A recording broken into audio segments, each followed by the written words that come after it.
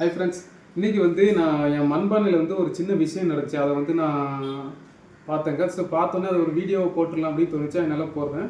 பார்த்தீங்கன்னா இந்த பானையை இதுக்கு முன்னாடி ஒரு 3 மாதம் முன்னாடி நான் இதை நல்லா விறகு அடுப்பில் இந்த பானையில் சமைச்சு சாப்பிட்டுட்டு இருந்தேன். அப்போ இந்த பானை நல்லா கருப்பாக இருந்துச்சு பாருங்கள்.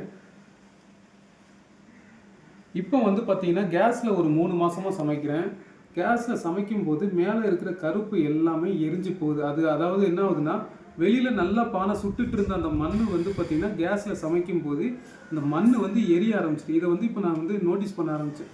இதை நான் ஏன் சொல்கிறேன் அப்படின்னா, இப்போ இந்த மண், அதாவது மண்பானையில் செஞ்ச மண் அந்த கேஸில் உள்ள கெமிக்கலுக்கு இவ்வளோ எரியுது அப்படின்னா, அந்த கேஸில் இருந்து சமைக்கிற தந்தூரி, சிக்கன் கிரில்லு, அப்புறம் ஏதாவது ரொட்டி எதுவும் சுட்டு எடுத்தாங்கன்னா அப்போ அதில் எவ்வளோ நச்சுத்தன்மையான கெமிக்கல் அந்த ஃபுட்டில் ஸ்ப்ரெட் ஆகும். அதை சாப்பிட்ற நமக்கு எவ்வளோ நோய்கள் வருங்கிறத இதை என்னால் உணர முடிஞ்சுது. ஸோ அதனால தான் இதை பற்றி ஒரு அவேர்னஸை வீடியோ மூலமாக சொல்லணும்னு தோணுச்சுங்க. அதே மாதிரி கேஸில் சமைக்கும்போது எதனால் இந்த மண் எரியுது அப்படிங்கிற விஷயமும் தெளிவாக உங்களுக்கு தெரிஞ்சிச்சுன்னா எனக்கு கமெண்ட் பண்ணுங்கள். எனக்கு சயின்டிஃபிக்கலாக இதை நிரூபிக்க தெரியலைங்க. ஆனால் இந்த மண்பானை எரியும் போது அதோட ஃபீலை என்னால் உணர முடிஞ்சுது. ஸோ அதனால தான் இதை பற்றின அவேர்னஸ் ஒரு வீடியோ மூலமாக சொல்கிறனால எனக்கும் யூஸ்ஃபுல்லு, என் மூலமாக நீங்களும் தெரிஞ்சுப்பீங்க அப்படிங்கிறக்காக இந்த வீடியோ நான் மேக் பண்ணி போடுறேங்க.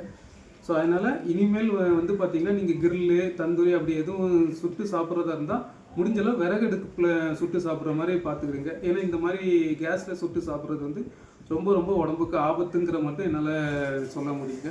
ஸோ இதேமாதிரி யூஸ்ஃபுல்லான வீடியோக்கு நம்மளை ஒரு ஃபாலோ பண்ணிக்கோங்க.